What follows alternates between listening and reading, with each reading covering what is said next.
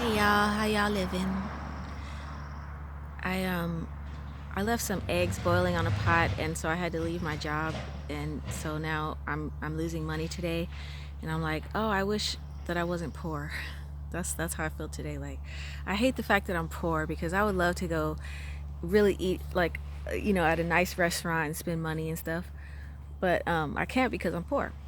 So I just gotta like improvise. And what occurs to me, as I'm saying that to myself, I'm like, you know what? I'm not poor.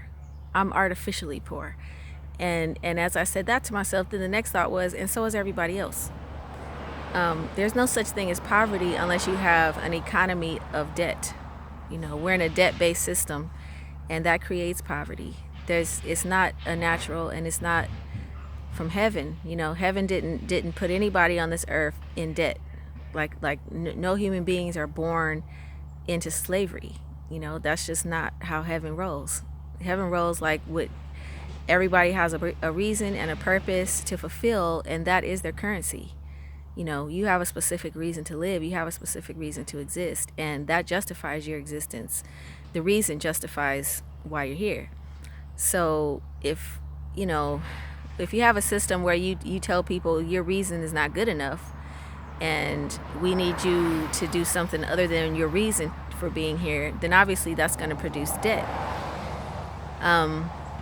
So so we work hard for the money, right? We work so hard for it. We work hard for the money. I saw a mail lady today, man. She was hot stepping out here in the sun, and she was just like, she had it, and I felt so bad for her. I was just like, damn, she works hard for the money, so you better treat her right. Because it was just kind of heartbreaking to see a woman, a female, like in that predicament. She probably has children at home, and she's probably taking care of them and her husband maybe, or her parents or something, and financially. And it's just foul. It's not right that women should ever have to do that. And then as I had that thought, well, then I was like, okay, well, then who's going to have the money? Then that just leaves it to the males to make all the money. But then I was like, well, actually, we just shouldn't have money. That's so this is crazy. Society should be based on doing things that you love to do and being rewarded for that, getting your heavenly blessings. Because doing what you love to do is a blessing in itself, for one thing. And then doing what you do blesses others as well. So if everybody could really get in tune with what they really want to do and what they really love to do and what they are supposed to do here on the earth, then everybody would have a quality of life, and we would all be happy. And sorry for doing this video so close. I keep forgetting because Facebook crops it, and then you can't, and then it's so close. But yeah, that's crazy, right? Like that we should just get rewarded for what we do. And it's food, clothing, shelter, that's a given. That's elementary. We should never have to be worried about that. We should never be in that situation where we're not sure if we're going to have food, clothing, or shelter. Like that's not natural at all.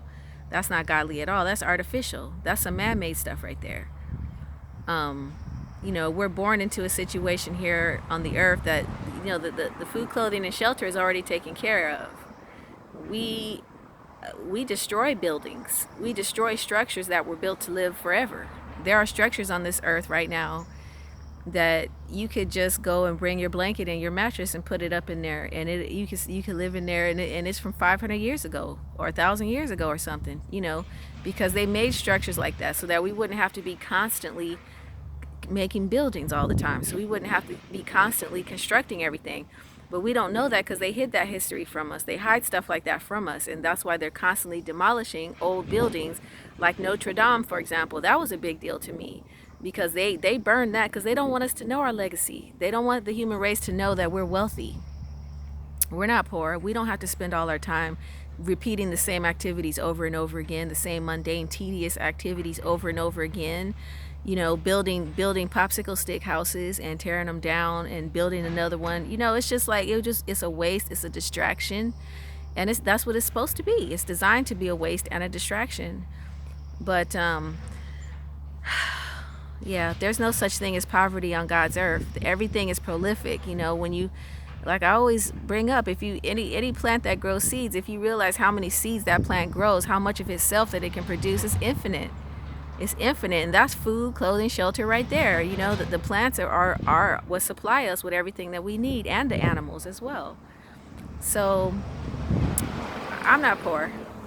I'm not poor. I know, and I know it, and I know that nobody is actually poor, and I wish that everybody knew it. Because when I look at people who really are in this, you know, sort of traumatized state, downtrodden type state, I just wish I could tell them, you know, that